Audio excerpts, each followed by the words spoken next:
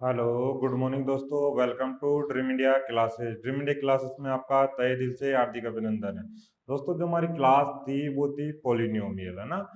जो हमारा एडवांस का जो टॉपिक चल रहा था वो था हमारा पॉलिनोमियल यानी कि बहुपद। बहुपद के बारे में हमने बेसिक जो डिटेल थी हमारी वो हमने क्या की थी, खुल के उस पर हमने बात की थी। जो बेसिक डिटेल थी वो हमने बता दी थी। आज हम बात करेंगे क्वाड्रेटिक जो इक्वेशन होती है, क्वाड्रेटिक इक्वेशन जो क्वाड्रेटिक पॉलिनोमियल होता है वो आपका क्या होता है। एग्जाम के पॉइंट ऑफ व्यू से ये टॉपिक आपका बहुत इंपॉर्टेंट है ना। क्वाड्रेटिक इक्वेशन यहीं से एग्जाम में क्वेश्चन पूछे जाते हैं, भर भर के क्वेश्चन पूछे जाते हैं सभी एग्जाम के अंदर। वो क्वेश्चन जो पूछे जाते हैं वो पूछे जाते हैं आपके क्वाड्रेटिक इक्वेशन से, है ना। और कहीं से नहीं पूछे जाते, सिर्फ क्वाड्रेटिक इक्वेशन से पूछे जाते हैं पॉलिनोमियल के क्वेश्चन। तो आज हमारा वो टॉपिक एग्जाम के पॉइंट ऑफ व्यू से बहुत ही इंपॉर्टेंट है। देखिए, हम बात करेंगे क्वाड्रेटिक क्वाड्रेटिक इक्वेशन, यानी जिसको हम बोलते हैं आपका द्विघात समीकरण। ठीक है, चलो इसके बारे में हम आज बात करने वाले हैं। देखो, क्वाड्रेटिक इक्वेशन क्या होती है ना। देखो, कुछ होता है हमारा क्वाड्रेटिक पॉलिनोमियल। जैसे मैं मान लूं कि एफ एक्स बराबर हमारा है एक्स स्क्वायर, यानी कि A X square plus B x plus में सी। ये हमारा क्या होगा दोस्तों, ये हमारा जो बन के आएगा ना, ये जो हमारा निकल के आ रहा है एफ एक्स बराबर A X square B x plus C बराबर 0, इसको हम बोलेंगे quadratic quadratic polynomial. Quadratic polynomial यानी कि द्विघात बहुपद। ये होता है हमारा द्विघात बहुपद। क्या होता है दोस्तों, ये हमारा होता है हम द्विघात बहुपद, है ना। क्वाड्रेटिक पॉलिनोमियल क्या होता है हमारा, x square B x plus C F x बराबर। अगर मैं इसी के बराबर 0 लगा दूं, अगर मेरा एफ एक्स बराबर ए एक्स स्क्वायर प्लस में बी एक्स प्लस सी बराबर 0 जब हो जाता है, तो ये हमारा क्या बन जाती है, ये बन जाती है हमारी क्वाड्रेटिक इक्वेशन। क्या बन जाती है, क्वाड्रेटिक इक्वेशन, यानी कि इसको बोलेंगे हम द्विघात समीकरण, है ना। जब द्विघात समीकरण यानी कि X square B x plus C, यानी द्विघात समीकरण का जो मानक रूप होता है ना वो होता है एफ एक्स बराबर। अगर इसके इक्वल हम 0 लिख रहे हैं तो उसको हम बोलेंगे क्वाड्रेटिक इक्वेशन, और एफ एक्स बराबर सिर्फ A X square B x plus C बराबर होता है तो उसको बोलेंगे हम द्विघात बहुपद। इस चीज को आप नोट कर लेना और इसको आप ध्यान रखना, है ना, कॉपी में नोट करो इसको, ये बहुत इंपॉर्टेंट है आपके लिए, है ना। चलो आगे देखते हैं हम। देखिए, अगर हमारी डिग्री, अब इसमें देखो डिग्री अगर क्या हो सकती है, जैसे मान लो मैं बोलूं कि जो क्वाड्रेटिक इक्वेशन होती है, क्वाड्रेटिक होता क्या, यानी द्विघात। अगर मेरा एक्स की ए की वैल्यू, अगर ए की वैल्यू क्या 0 हो सकती है, अगर ए की वैल्यू यहाँ पर 0 हो जाएगी तो ये पूरा 0 हो जाएगा, यानी यहां से क्या बनेगा, बी एक्स प्लस सी बराबर 0। क्या ये क्वाड्रेटिक इक्वेशन है? नहीं, या तो उसकी डिग्री क्या है, 1, है ना। मैक्सिमम डिग्री क्या है, 1 है एक्स की, तो ये क्या हुआ, लीनियर हुआ, तो रैखिक समीकरण हुआ, तो इसको हम नहीं बोलेंगे। यानी कि क्वाड्रेटिक इक्वेशन होने के लिए आप हमेशा ध्यान रखना, ए इज नॉट इक्वल टू 0। ए बराबर 0 कभी भी नहीं होगा। द्विघात समीकरण वही होगा जहां पर ए इज नॉट इक्वल टू 0, यानी ए के इक्वल टू 0 कभी भी नहीं होगा। ये चीज आप ध्यान रखना, है ना। इस चीज को भी आप नोट करो, ए के इक्वल टू कभी भी हमारा 0 नहीं होगा। अगर डिग्री 1 हो गई, है ना, तो रैखिक समीकरण हुआ, है ना। 2 हुई तो क्या होगा, देखो ये मैं बता देता हूँ। चलो इक्वेशन कैसे बनती है हमारी, देखो, अगर हमारी डिग्री, डिग्री मीन्स घात, देखिए, अगर डिग्री हमारी 0 है तो इक्वेशन कैसे बनेगी, यानी 5 3 4 13 15 यही नंबर आते हैं, है ना। यानी 5 के गुणा में मैं x की पावर 0 ले लूं तो x की पावर 0 का मान 1 होता है ना। किसी की संख्या का पावर 0 होती है तो उसका मान हमारा 1 निकल के आता है। 1 से मल्टीप्लाई करोगे तो 5 निकल के आएगा ना। तो डिग्री 1 होने पर हमारा सिंपल हमारे को कांस्टेंट पद मिलता है ना, टर्म्स मिलती है। अगर डिग्री हमारी 1 हो जाएगी तो हमारे को क्या मिलेगा, यहां से मिलेगा ax plus B. ax plus B, equation क्या बनेगी आपकी ax प्लस बी। अगर डिग्री मेरी 2 हो जाएगी तो इक्वेशन क्या बनेगी दोस्तों, आपको इक्वेशन जो आपको मिलेगी वो मिलेगी ax square plus bx plus c, है ना। तो ये ध्यान रखना, जब हमारी डिग्री होती है ax square bx plus c तो हमारे को इक्वेशन क्या मिलती है, X square B x plus C बराबर 0। अगर हमारी डिग्री 3 होगी तो हमारे को इक्वेशन जो मिलेगी A X cube plus B X square plus C X plus D, है ना। और ध्यान रखना, जितनी हमारी डिग्री होती है उसके उतने ही हमारे एक्स की वैल्यू निकल के आती है। यहां से जो एक्स की वैल्यू निकल के आएगी वो कितनी निकल के आएगी, 1। यानी ए की वैल्यू नंबरिंग में 1 आंसर नहीं है, नंबरिंग के अंदर एक आंसर निकल के आएगा हमारा, कितना, 1। यहाँ से जो x की वैल्यू निकल के आएगी, 2 वैल्यू निकल के आएगी x की, कितनी वैल्यू निकल के आएगी, x की 2 वैल्यू निकल के आएगी। यहाँ से x की कितनी वैल्यू निकल के आएगी, 3 वैल्यू निकल के आएगी। यानी कि किस पर डिपेंड करता है, डिग्री पर डिपेंड करता है। ये देखो यहाँ पर डिग्री 1 है, यहाँ पर डिग्री हमारी 2 है, यहाँ पर डिग्री 3 है। यानी कि किसी भी समीकरण में, द्विघात समीकरण में या त्रिघात या रैखिक समीकरण कोई सा भी हो, जिसमें जितनी हमारी डिग्री होगी, है ना, जितनी मैक्सिमम पावर होगी, हाईएस्ट पावर होगी, उतनी हमारी एक्स की वैल्यू निकल के आती है। तो ये चीज आप नोट रखना, है ना, बहुत ही इंपॉर्टेंट है। इस चीज को आप नोट रखना कि जितनी हमारी एक्स की वैल्यू जितनी आएगी, जितनी हमारी डिग्री हो, है ना, ये बहुत इंपॉर्टेंट है। यहाँ पर एक्स क्या है, एक्स यहाँ पर वेरिएबल है, एक्स यहाँ पर वेरिएबल है यानी कि चर है ना। ए बी सी और डी यहाँ पर क्या है, कांस्टेंट है, कांस्टेंट है ना, कांस्टेंट है, ठीक है। एबीसीडी यहाँ पर कांस्टेंट है, इस तरह है ना, ध्यान रखना इस चीज का। चलो ये चीज आपको समझ में आई होगी, है ना। फिर हम आगे की तरफ, इसको नोट करो, तब तक आगे की तरफ मूव करते हैं, है ना।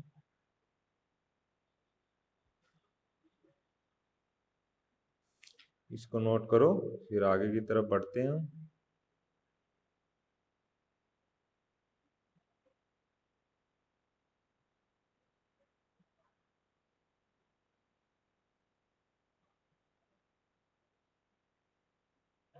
चलो यहाँ तक आपको कोई दिक्कत नहीं होगी, है ना, यहाँ तक आपको कोई दिक्कत नहीं होने वाली है। चलो आगे देखते हैं हम। आप देखिए, हमारा जो द्विघात समीकरण होता है और उसका जो मानक रूप होता है वो क्या होता है हमारा, A X square plus B x plus C बराबर में 0। क्या होता है दोस्तों, A X square B x plus C बराबर 0 होता है। जैसे कि ना, देखो क्या होता है द्विघात समीकरण का मानक रूप, ए एक्स स्क्वायर प्लस में बी एक्स प्लस सी बराबर में 0, है ना। तो इसी के मूल, रूट, शून्य, एक ही चीज होती है। ये हम कैसे निकालते हैं, एक्स की वो वैल्यू जो इस समीकरण को 0 के बराबर ले आए, यानी कि एक्स की वह वैल्यू जो इस समीकरण को 0 के बराबर ले आए, एक्स की वे वैल्यू जो इस समीकरण को 0 के बराबर ले आए, उसी को हम क्या बोलेंगे, वही हमारा होता है रूट्स, यानी कि मूल। वही हमारा होता है रूट्स, मूल। वही होता है हमारा जीरोज, है ना, जीरोज, जिसको हम बोलते हैं शून्य, है ना। वही हमारा होता है सॉल्यूशन, इसको हम बोलते हैं हल। ये सब चीज क्या है, एक ही तो है। आपको कोई भी द्विघात समीकरण दे देगा ना, है ना, द्विघात कोई भी क्वाड्रेटिक इक्वेशन द्विघात समीकरण दे देगा, बोलेगा उसके मूल निकालो, शून्य निकालो, हल करो इसके, तो उसके जो x की वैल्यू होगी, है ना, और उस समीकरण को शून्य करती हो, वही उसके मान होंगे। यहाँ पर कितने मान होंगे, x के 2 मान होंगे जो इस समीकरण को शून्य करेगी, यानी शून्य के बराबर लेके आएगी, है ना। तो कौन सी वो वैल्यू होगी और इसके डायरेक्ट मान हम कैसे निकाल सकते हैं, है ना, तो उस पर हम बात करते हैं। वहां से हम, आपका देखो द्विघात जो समीकरण होता है, श्रीधराचार्य विधि आप लगाते हो या फिर आप डायरेक्ट गुणनखंड करते हो, है ना, वो कैसे करते हो, कैसे हल करेंगे, उस चीज को आज हम समझने वाले हैं। चलो थोड़ा आगे बढ़ते हैं हम। देखिए, आपका एक होता है द्विघात समीकरण, नोट करना है इसको, जैसे मैं लिख रहा हूं ax स्क्वायर प्लस में bx प्लस में c बराबर 0। ये क्या होती है? क्वाड्रेटिक इक्वेशन है, द्विघात समीकरण है। अब यहां से मैं क्या करूंगा, हमारा जो फॉर्मूला है इसकी दो वैल्यू निकल के आती है, minus B plus minus under root में B square minus 4ac upon में 2a। एक्स की दो वैल्यू निकल के आती है, दो कैसे, यहाँ पर एक प्लस और एक माइनस। तो ये फॉर्मूला आया कैसे, इस पर बात करते हैं, इसको प्रूव करते हैं ना। देखो क्या करेंगे हम, इसको प्रूव करेंगे। अगर मैं यहाँ पर देखो, इसको प्रूव करने के लिए क्या करेंगे, यानी कि इसका होल घात बनानी पड़ेगी, हमें वर्ग बनाना पड़ेगा इसका ना, होल घात यानी a प्लस बी का होल स्क्वायर बनाना पड़ेगा हमें। तो उसके लिए हम क्या करेंगे, या अगर मैं यहाँ पर कर दूं, देखो क्या कर दूं मैं, अगर मैं अंडर रूट ए है उसका अंडर रूट कर दूं तभी तो स्क्वायर होके ए आएगा। अगर मैं x का यहाँ पर x लिख दूं, इसका स्क्वायर कर दूं, तो बताओ स्क्वायर खोलने पर वापस से ये मिल रहा है हमें? बिल्कुल मिल रहा है। देखो इसका होल स्क्वायर क्या होता है, ए स्क्वायर प्लस में 2ab प्लस में बी स्क्वायर, और ये होता है a प्लस बी का होल स्क्वायर। तो मैं इसको इस फॉर्म में लेके आ रहा हूँ। तो इस फॉर्म में मेरे को लाने के लिए मेरे को क्या करना पड़ेगा, ये मेरे को यहाँ पर 2 भी लेना पड़ेगा, और मेरा ये मैंने a माना है तो अंडर रूट ए एक्स है ना। और यहाँ पर मेरा बी एक्स होना चाहिए सिर्फ। अच्छा मुझे बी एक्स होना चाहिए तो मुझे बी से गुणा करना पड़ेगा, बी ऊपर रहेगा। अच्छा सिर्फ बी एक्स होना चाहिए तो मुझे इसको हटाना पड़ेगा, इसको हटाने के लिए मैं क्या करूंगा, 2 अंडर रूट ए का मैं क्या करूंगा, यहाँ पर डिवाइड करूंगा। अब देखो इससे ये कट जाएगा है ना, और यहाँ मेरा बी एक्स बच रहा है प्लस। अगर मैं दोस्तों यहाँ पर मैं b अपॉन 2 अंडर रूट ए, अगर मैं इसको मैंने a माना, इसको मैंने b माना, तो ये तभी तो 2a बना। तो यानी कि b का होल स्क्वायर है, b का क्या है, ये होल स्क्वायर है। तो यानी एक इसमें जोड़ रहे हो आप तो एक इसमें से घटा रहे हो, ऐसा ही तो करोगे, एक जोड़ोगे तो एक घटाओगे, ऐसा ही तो करोगे। देखो इसको मैं घटा दूं, इसको मैं जोड़ दूं, अभी तो ये समीकरण वैसा ही है। और प्लस में आप सी कर दो, प्लस में आप सी कर दो। देखो ये प्रूफ कर रहे हैं, इसको तो मैं मिटा देता हूँ, ये हमें प्रूफ करना है, इसको मिटा देता हूँ है ना। तो नोट करो आप इस चीज को है ना, बहुत ही बढ़िया चीज है ये है ना, प्रूफ कर रहे हैं। देखो जब आप कैलकुलेशन करोगे, ऐसी चीजों का दिमाग लगाओगे ना, माइंड तभी काम करेगा है ना। तो इन पर फोकस करना है। क्या किया मैंने, यानी अंडर रूट ए और एक्स का मैंने कर दूं होल स्क्वायर, तो मेरा ये मिल रहा है मुझे मुझे 2 अंडर रूट ए और एक्स अपॉन में, जो यहाँ पर सिर्फ बी एक्स लाना है तो बी एक्स, और ये देखो 2 अंडर रूट ए, 2 अंडर रूट ए से ए कट गया। अगर मैं यहाँ पर इसको b मानता हूं तो b का होल स्क्वायर मुझे करना पड़ेगा, b अपॉन 2 अंडर रूट ए का होल स्क्वायर माइनस यही जोड़ोगे, ये घटाओगे प्लस में c। चलो अब यहाँ पर ये तो मेरा a है, ये मेरा 2ab प्लस में b स्क्वायर, तो ये एक्स्ट्रा है, इसको मैं उधर भेज। अब देखो आपको इतना समझ में आया होगा ये मैंने कैसे बनाया। अब देखो इसके आगे बढ़ते हैं। अब क्या करेंगे, मैं a प्लस बी का हमें क्या करना पड़ेगा, यहाँ पर होल स्क्वायर बनाना पड़ेगा। क्या करना पड़ेगा, a प्लस बी का मेरे को होल स्क्वायर बनाना पड़ेगा। जो a प्लस बी है ना, इसका होल स्क्वायर बनेगा a square plus 2ab plus B square. ये मुझे ऐसा बनाना पड़ेगा। इस बनाने के लिए मैं क्या करूंगा, इसको आप देखना इस पर है ना, नजर डालना। ऐसा बनाने के लिए मुझे क्या करना पड़ेगा, देखिए मैं क्या कर दूं, यहाँ पर मैं क्या करूंगा, अब देखो इसका होल स्क्वायर जब लिखूंगा अंडर रूट ए एक्स, ठीक है, यहां से क्या बन रहा है मेरा b अपॉन में 2 अंडर रूट ए, इन दोनों का क्या हो जाएगा, ए होल स्क्वायर है ना। तो इसमें ये आ गया ए स्क्वायर प्लस 2ab प्लस में बी स्क्वायर, ये ऐसा हो गया। तो मैं क्या करूंगा, ये जो पार्ट है ना इसको मैं इधर लेके जाऊंगा, ट्रांसफर करूंगा इधर, तो क्या हो जाएगा, जो माइनस है वो किस में हो जाएगा, प्लस में हो जाएगा, यानी प्लस का। और इसको होल स्क्वायर खोल के लिख रहा हूँ, यानी बी स्क्वायर अपॉन में ये मतलब 4, ये बनेगा a प्लस में ये तो प्लस में होगा, इधर जाएगा तो ये माइनस में हो जाएगा है ना। और यहां से जब एलसीएम लोगे आप 4a जब एलसीएम लोगे तो क्या बन जाएगा, ये बी स्क्वायर माइनस में 4ac बनेगा, बी स्क्वायर माइनस 4ac बनेगा। जब मैं यहां से स्क्वायर हटाऊंगा तो देखिए क्या होगा, मेरा अंडर रूट ए एक्स प्लस में बी अपॉन में 2 अंडर रूट ए, b अपॉन में 2 अंडर रूट ए। जब स्क्वायर हटा रहा हो तो आप क्या करोगे, यहाँ पर इस पूरे के इसके तो अंडर रूट लग जाएगा बी स्क्वायर माइनस 4ac, और इसका जब इस होल इसका अंडर रूट क्या होगा 2, और ए अंडर रूट ए, भाई ए के तो अंडर रूट लग जाएगा और 4 का निकल जाएगा, और ये किस में ना आएगा प्लस और माइनस में। क्यों? क्योंकि जब हो अभी भी हमारा स्क्वायर खोलते हैं हम, देखो ए स्क्वायर बराबर हमारा एक्स स्क्वायर बराबर 9 है, तो एक्स बराबर हम क्या लिखते थे प्लस माइनस 3, है ना। जब भी हम स्क्वायर हटाते हैं तो रूट लगता है, और रूट से बाहर निकलते हैं तो प्लस माइनस में संख्या निकलती है, तो ये चीज आप नोट रखना, है ना। अब देखो यहाँ से क्या चीज निकल के आ रही है उस पर नजर डालो।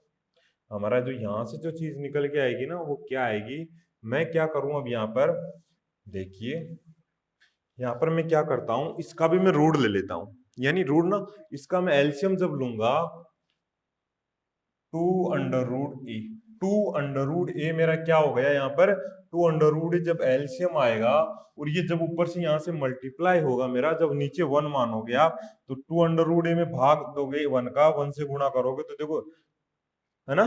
तो मैं बताया था डायरेक्ट इसको गुणा भी कर दो, चाहे आप जब पद में बटे में कुछ ना हो तो डायरेक्ट आप एलसीएम से गुणा कर दिया करो, तो क्या हो जाएगा मेरा 2ax, क्या बनेगा ये 2ax, यानी x का x अंडर रूट गुणा हो तो a आ गया मेरा 2 आ गया, प्लस में आ गया यहाँ पर b, और ये क्या बन रहा है मेरा, ये जो बन रहा है वो प्लस माइनस में B square minus 4ac upon में 2a अंडर रूट में, तो ये इससे ये कट जाएगी, बिल्कुल कट गई। तो यहां से मैं जब क्या करूंगा, यहां से मेरे को कट गई तो मैं 2ax बराबर क्या करूंगा, b को उधर ले जाऊं तो माइनस बी प्लस माइनस, और ये अंडर रूट में जो निकल के आ रहा वो निकल के आ रहा बी स्क्वायर माइनस 4ac, और x बराबर क्या हो जाएगा माइनस में b plus minus under root का बी स्क्वायर माइनस में 4ac अपॉन में 2a इधर गुणा में तो इधर गया तो बाहर में, तो ये हमारा क्या होगा श्रीधराचार्य विधि का जो फॉर्मूला होता है ना x बराबर, अब देखो यहाँ पर x के दो मान हो जाएंगे प्लस और माइनस, क्योंकि जितनी डिग्री होती है यहाँ पर डिग्री हमारी 2 थी तो x की 2 वैल्यू हो जाएगी, एक तो प्लस में और एक माइनस में, minus B plus minus under root में B square minus 4ac upon में 2a, तो आप ये नोट रखना, अगर पूरा आपको समझ में नहीं आया ना ये, है ना, ये तो क्या था इसका डिटेल वर्जन है, डिटेल वर्जन आपको समझ में नहीं आया तो आप क्या करो सिर्फ इतना याद रख लो, है ना, इससे आपका काम हो जाएगा, टेंशन लेने की जरूरत नहीं है आपको, डोंट वरी, इतना समझ में नहीं आया तो कोई दिक्कत नहीं, आपको सिर्फ मैंने डिब्बे में बताया आपको x बराबर minus B plus minus B square minus 4ac upon में 2a, सिर्फ इतना याद रख लो, यहाँ से आपका काम हो जाएगा, है ना। और x की यहाँ पर कितने वैल्यू निकल के आई है दोस्तों, x की यहाँ पर 2 वैल्यू आई है हमारे पास, है ना। चलो आगे बढ़े अब यहाँ पर, है ना, नोट कर लिया होगा आपने ना, वीडियो पॉज करके नोट कर लेना, कोई दिक्कत नहीं।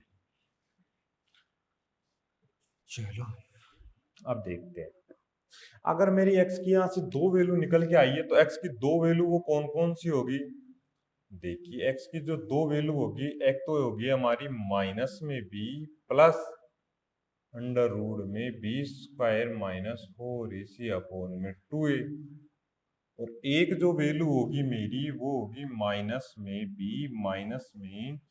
बी स्क्वायर माइनस 4ac बटे 2a,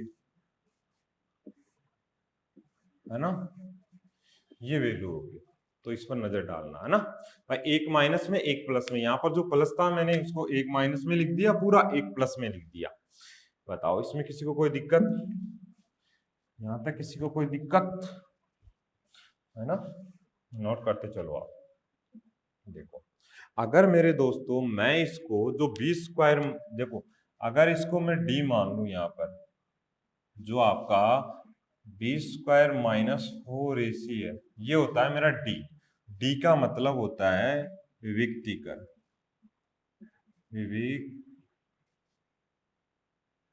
विविक्तिकर, है ना, इसको ऐसे लिखते हैं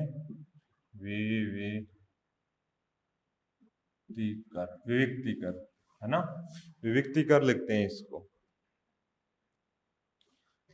विविक्तिकर या विविक्तिकर ऐसा बोलते हैं इसको, है ना, ऐसे लिख लो आप विविक्तिकर, ठीक है, इंग्लिश में बोलते हैं इसको डिस्क्रिमिनेट, है ना। देखो तो डी बराबर होता है, उसकी वैल्यू जो हमारी आई है वो आई है बी स्क्वायर माइनस 4ac। ये हमारा डिस्क्रिमिनेंट होता है। अगर मैं यहां से, अब देखो इसको पूरे को मैंने डी माना है ना, पूरे को जब मैंने डी माना तो एक्स की वैल्यू फिर भी 2 ही हो जाएगी वो, है ना। कैसे लिखूंगा मैं इनको? मैं इनको लिखूंगा minus D plus under root में डी लिख दूं अपॉन में 2a। मैं ऐसा लिख सकता हूं इसको। भाई मैंने डी तो लिखा है, उसकी जगह कुछ भी नहीं किया। माइनस में डी अपॉन में 2a। अब ये मेरा हो गया अल्फा और ये मेरा हो गया बीटा, है ना। यानी अल्फा और बीटा दो मूल आपके निकल के आ गए। ठीक है, अल्फा और बीटा यहाँ से दो मूल निकल के आ गए। मैंने बी स्क्वायर माइनस 4ac को मैंने क्या माना यहाँ पर? डी माना। डिस्क्रिमिनेंट होता है आपका विविक्तिकर होता है ना। नोट रखना इसको, क्या होता है? विविक्तिकर होता है। ठीक है, चलो कुछ आगे बढ़ते हैं अब, है ना। देखो दोस्तों आगे की तरफ बढ़ते हैं। अब इसकी नेचर ऑफ रूट्स, जो मूलों की जो प्रकृति होती है ना, वो क्या होती है वो देखते हैं। नेचर ऑफ रूट्स, जो रूट्स की हमारी जो प्रकृति होगी वो क्या होगी वो देखते हैं, है ना। भाई जो द्विघात समीकरण है उसके दो मूल निकल के आए हमारे पास, अल्फा और बीटा। अल्फा क्या है? Minus B plus under root D upon 2a। Beta क्या है? Minus B minus under root D upon 2a। तो जब ये नेचर ऑफ रूट्स यानी जो मूलों की जो प्रकृति होगी वो क्या होगी, ये बहुत ही इंपॉर्टेंट है आपके। नेचर ऑफ रूट्स यानी जो मूलों की प्रकृति होगी वो कैसी होगी,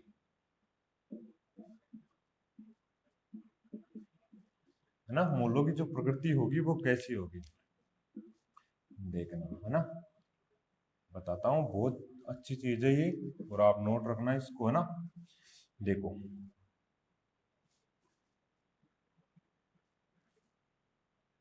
अगर मेरी वैल्यू डी की वैल्यू 0 आ जाए, डी की वैल्यू 0 कब होगी समझना चीज को। डी बराबर हमने माना B square minus 4ac। Note मत करना अभी, है ना। बी स्क्वायर, डी बराबर बी स्क्वायर माइनस 4ac। अगर मेरा यहाँ पर ये 0 कब होगा मेरे दोस्तों? डी का मान अगर मेरा 0 हो जाए तो यहाँ से कितना हो जाएगा? बी स्क्वायर बराबर क्या हो जाएगा? 4ac। यानी जो बी स्क्वायर का मान है वो 4ac के जब बराबर हो जाएगा तो घटेगा तो वहां 0 बनेगा, तब इसकी वैल्यू 0 बनेगी। तो हमेशा आप ध्यान रखना कि हमारे दो मूल हमने माना था, अल्फा बराबर minus B plus under root D upon में 2a, और बीटा बराबर हमने माना था माइनस बी माइनस का डी अपॉन में 2a। जब मेरा बताओ यहाँ मेरा 0 बन गया या मेरा 0 बन गया तो ये पूरा हट गया, है ना। ये प्लस भी हट गया, ये भी हट गया, तो मूल क्या आ गए हमारे पास? अल्फा और beta minus B upon 2a minus B upon 2a। यानी दोनों वैल्यू समान आ गई अल्फा और बीटा की। तो ध्यान रखना तभी भी 0 डी की वैल्यू आपकी 0 हो जाएगी तो मूल क्या होंगे आपके? समान होंगे, है ना। मूल समान, दोनों मूल समान होंगे, है ना। दोनों मूल समान होंगे। बोथ रूट्स आर सेम, दोनों मूल आपके समान होंगे। बोथ रूट्स आर सेम, दोनों मूल समान होंगे तथा वास्तविक होंगे। दोनों मूल समान होंगे तथा वास्तविक होंगे। देखो वास्तविक क्या होती है ना। जो नंबर्स होते हैं ना, नंबर्स देखो मैं समझा देता हूँ 1 मिनट के लिए। जो नंबर्स होते हैं आपके, एक तो होता है वास्तविक, एक होता है काल्पनिक। देखो वास्तविक और काल्पनिक। काल्पनिक को बोलते हैं इमेजिनरी।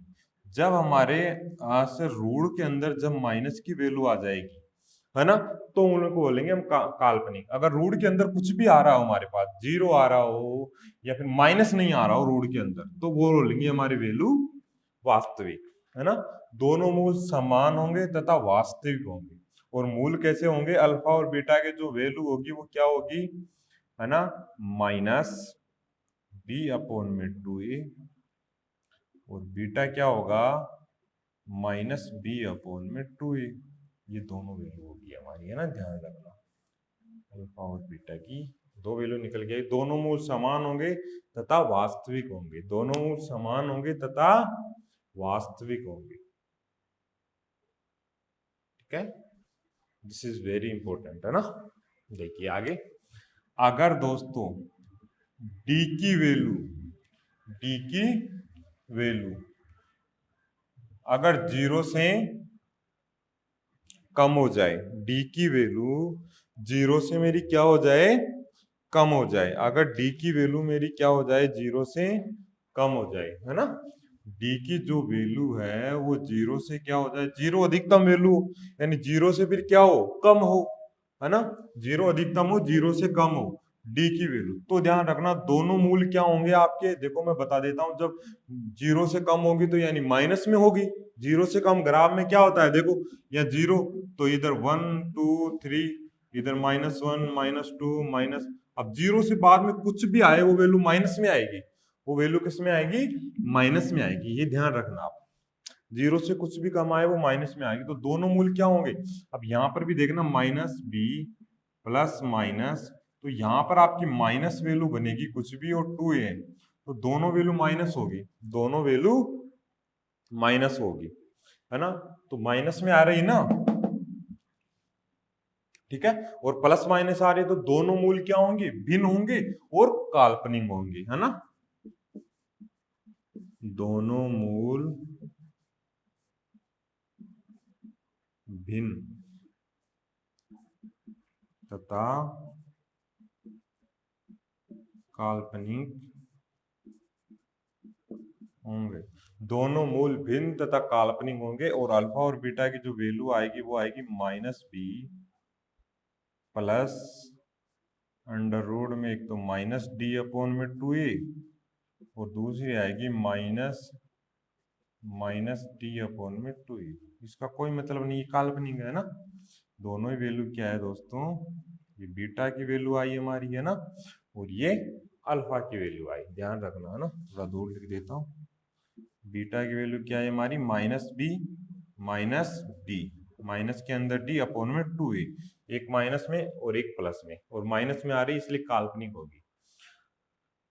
दूसरा जो हमारा आएगा, अगर d की वैल्यू 0 से अधिक हो, डी 0 मिनिमम और 0 से अधिकतम हो, कुछ भी हो 0 से अधिकतम हो, अधिकतम होगा तो क्या होगा, देखो अधिकतम होगा तो -b plus minus under root में डी की वैल्यू कुछ आएगी, यानी एक प्लस में होगा और एक माइनस में होगा, यानी दोनों वैल्यू डिफरेंट होगी, है ना।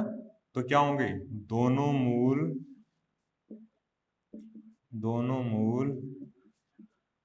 भिन्न, दोनों मूल भिन्न तथा वास्तविक होंगे, यानी देख सकते हैं जिसको, दोनों मूल भिन्न तथा वास्तविक होंगे। और वैल्यू क्या आएगी अल्फा की, -b प्लस अंडर रूट में d/2a, और बीटा की जो वैल्यू आएगी -b plus under root d/2a, ध्यान रखना, है ना। ठीक है, बताओ इसमें किसी को कोई दिक्कत है तो बताओ यहाँ तक। इसमें किसी को दिक्कत है तो बताओ, ये बहुत ही इंपॉर्टेंट है मेरे दोस्तों, ये आप ध्यान रखना। अगर डी की वैल्यू आपकी 0 हो जाएगी तो दोनों मूल आपके क्या होंगे, समान होंगे तथा वास्तविक होंगे, है ना। और अगर डी की वैल्यू आपकी 0 से कम हो जाएगी, डी की वैल्यू 0 से क्या हो जाएगी, कम हो जाएगी, है ना, 0 से कम हो जाएगी डी की वैल्यू, तो दोनों मूल भिन्न तो होंगे लेकिन काल्पनिक होंगे, कल्पना योग्य होंगे, जिसे हम देख नहीं सकते, है ना, सिर्फ आपके सपनों में ही रहेंगे वो, है ना। चलो दूसरी चीज है, अगर डी की वैल्यू 0 से अधिक हो जाएगी तो दोनों मूल क्या होंगे, भिन्न होंगे और वास्तविक होंगे, दोनों मूल भिन्न होंगे और वास्तविक होंगे। तो ये चीज आप ध्यान रखना, ये चीज आप नोट में रखना और याद रखना, जब दोनों मूल समान होंगे तो b² बराबर 4ac, यानी b² का जो मान आएगा वो 4ac के बराबर होगा, ये भी याद रखना। और दूसरी चीज याद रखना, अगर कोई भी वैल्यू रूट के अंदर आ रही हो, एक मूल आपको दे दे रूट के अंदर, वही वैल्यू आएगी जो जिसका डी का मान 0 से अधिक होगा, रूट के अंदर को वही मूल आएगा जिसका मान 0 से अधिक होगा, ये हमेशा आप याद रखना। अगर मान लो जैसे मैंने दे दिया 2 - √3, तो दूसरी वैल्यू हो जाएगी 2 प्लस में √3, अरे √3 उसी का आएगा जो हमारा देखो अंडर रूट यहाँ पर हो, इस समान में तो अंडर रूट का कोई काम नहीं, ये हमारे काम आएगा नहीं, यहाँ पर मूल बनेंगे नहीं। अगर दोनों मूल समान होंगे यानी 3/2 हो गया, 1 हो गया, 2 हो गया, 3 हो गया, ऐसे जब मूल हमारे आ रहे हैं तो वो क्या होंगे, यानी मूल उसके समान होंगे या भिन्न भी हो सकते हैं। लेकिन जब हमारे अंडर रूट अगर आ रहा हो तो जीरो का मान, वो डी का मान जीरो से अधिक होगा तो एक वैल्यू प्लस में लेनी है और एक वैल्यू माइनस में लेनी, सॉरी यहाँ पर माइनस कर लिया है ना, एक वैल्यू प्लस में और एक वैल्यू माइनस में लेनी है आपको, ये ध्यान रखना। आप एक वैल्यू प्लस में और एक वैल्यू माइनस में लेनी है, आपको ये चीज नोट रखना है ना, या माइनस कर लेना है ना। हमेशा ध्यान रखना, एक वैल्यू प्लस में आपको बोल दे कि एक मूल ये है तो दूसरा मूल ये होगा, है ना। जैसे मान लो एक मूल ये दे दिया आपको √5 - 4, तो दूसरा मान 5 प्लस √5 + 4 हो जाएगा, ये ध्यान रखना आप। एक अगर प्लस में दे रखा हो तो माइनस, माइनस में दे रखा हो तो प्लस, दोनों मूल आपको प्राप्त हो जाएंगे, है ना। तो अगली क्लास में हम देखेंगे इनके मूल निकालना, मूल कैसे निकलते हैं और मूलों से हमारी इक्वेशन कैसे बनती है ना, समीकरण कैसे बनेंगे, वो चीज सीखेंगे। तो उम्मीद है आपको ये समझ में आएगी। ये ग्राफ आप याद रखना दोस्तों, है ना, बहुत इंपॉर्टेंट है, दिस इज वेरी इंपॉर्टेंट, है ना। आपके एग्जाम के पॉइंट ऑफ व्यू से बहुत बहुत ही इंपॉर्टेंट है होने वाला है ना। यहाँ से भर भर के क्वेश्चन पूछे जाते हैं। अब क्वाड्रेटिक इक्वेशन पढ़ेंगे हम अगली बार, उसमें वहां से गुणनखंड करना, मूल बनाना, है ना, यानी मूलों से आपके समीकरण बनाना, इक्वेशन बनाना, वो चीज हम पढ़ेंगे। तो thank you, wish all the best. Class आपको अच्छी लगी हो, है ना, मिलते हैं अगली क्लास में। Thank you, wish all the best.